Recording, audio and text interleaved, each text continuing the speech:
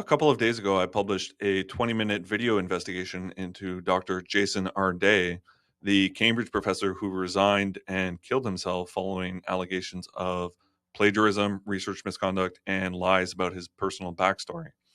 And I thought that was pretty much the end of the story, more or less, but it wasn't because already since I published it, there's been several new major twists and turns, and the story's getting much stranger and more international because what began as a scandal about research integrity at Cambridge and DEI has now escalated into an official diplomatic dispute between Washington and Brussels.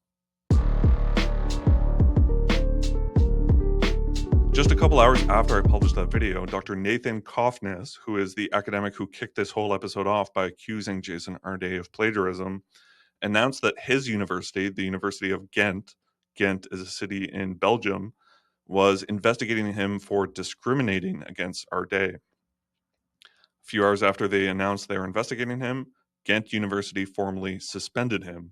And Cofnas tweeted out that the university would almost certainly fire me next. And the letter where they say you're suspended, the reason they give for suspending him is that he called Arday mentally disabled and a worthless scholar. And they allege that Cofnas was engaged in a, quote, targeted campaign of professional elimination against Arday. If you want to read that full suspension letter, it's on my Substack, which is linked in the description of this video. And note that the suspension letter does not accuse Cofnas of getting the plagiarism accusations wrong or fabricating evidence or making false claims about Arday. Instead, the suspension letter focuses on Cofnas's tone and his motives. So basically, he was too mean in going about what he did. And it also focuses on the backlash that his reporting provoked. Because after Cofnas pointed out this plagiarism, there were all these student petitions and staff complaints and hundreds of emails from students at the university who claimed psychological distress. They were in distress because Cofnas worked there.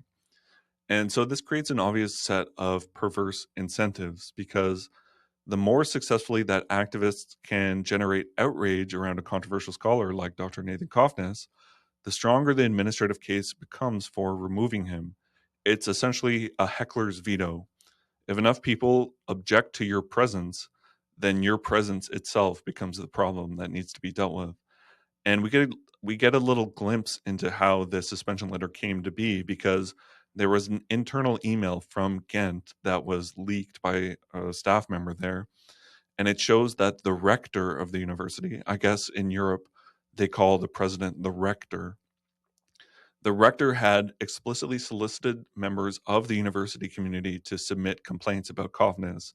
So they manufactured all these complaints by encouraging people to complain about an employee and then pointed to the number of complaints as proof that the employee must be removed.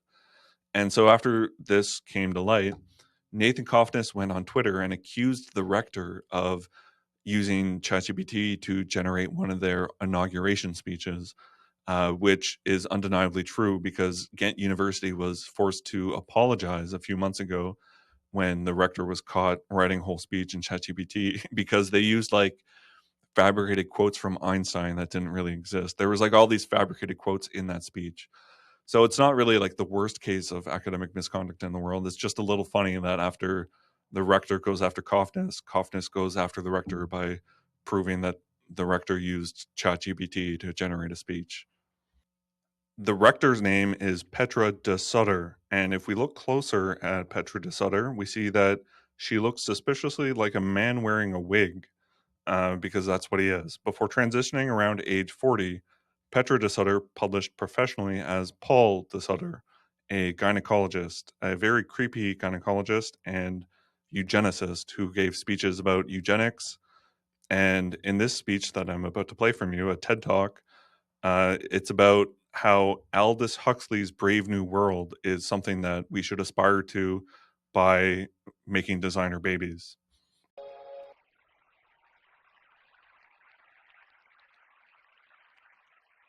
I will talk about procreation, and as you can understand, this is one of the most intimate existential themes that Aldous Huxley has been treating in his book, which he wrote in 1932. Can you imagine?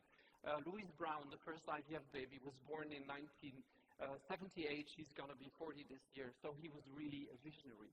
And he showed us some tools, or gave us some ways of thinking of redesigning the human being. In the world of Aldous Huxley, procreation is not something that is connected with sexuality or with relationship or family building anymore. You just go to a clinic or a factory, if you wish, and you give your gametes, and of course if you don't have gametes at that time, you give some piece of skin. The whole concept of rainbow families, where sometimes 2 or 3 or 4 people come and they already visit our clinics asking to have one child, all 3 or all 4 of them. You can see a picture on the bottom right.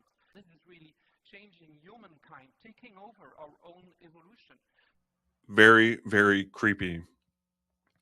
The backlash has now gone international because today, August 21st, the US ambassador to Belgium personally intervened in this case, urging Ghent University to ensure that Nathan Cofnas remains employed.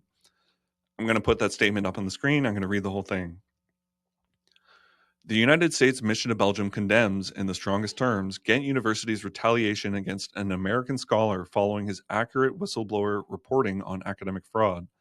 The United States government regularly funds and supports research, academic exchange, and other engagements with overseas universities. Dishonest, corrupt institutions that engage in or reward scapegoating mob behavior are not desirable partners for us. This is particularly true where the purpose and effect of the scapegoating is to punish accurate journalism unearthing academic dishonesty. We are therefore reviewing any relationships we have with Ghent University. Bad faith ideologues will try to make this a referendum on the content of Nathan Cofnas' scholarship or polemical distortions of it. That's wrong. Free speech means that controversial views are protected, and Nathan Cofnas' views were known to Ghent University when he was hired. The ultimate purpose of freedom of speech is to overturn lies, fraud, and false ideologies. That is precisely what Nathan Cofnas was doing, and precisely the reason his home institution wants to silence him. Thank you for your attention to this matter. So I'm going to give you my take on this statement from the US Embassy. And I'm not a Trump guy. I don't really talk about politics on this channel, but I'm not a Trump guy at all. But good for the Trump administration, because if America is going to project its values and its power around the world, protecting academic freedom is a pretty good place to start. Whatever you think of Trump, this is a concrete example of how his government is willing to use power and how that would be preferable to a Kamala Harris presidency right now. Because if anything, rather than defending Nathan Cofnas, a Kamala Harris administration would be throwing him under the bus and twisting the knife in his skin. But instead, the Trump State Department has put the weight of the US government behind an academic who almost every conventional political actor would regard as too radioactive to defend, but they're standing up to defend him. So that is a good thing, in my opinion. Now the ball is squarely in the Belgian government's court. So your move, Brussels.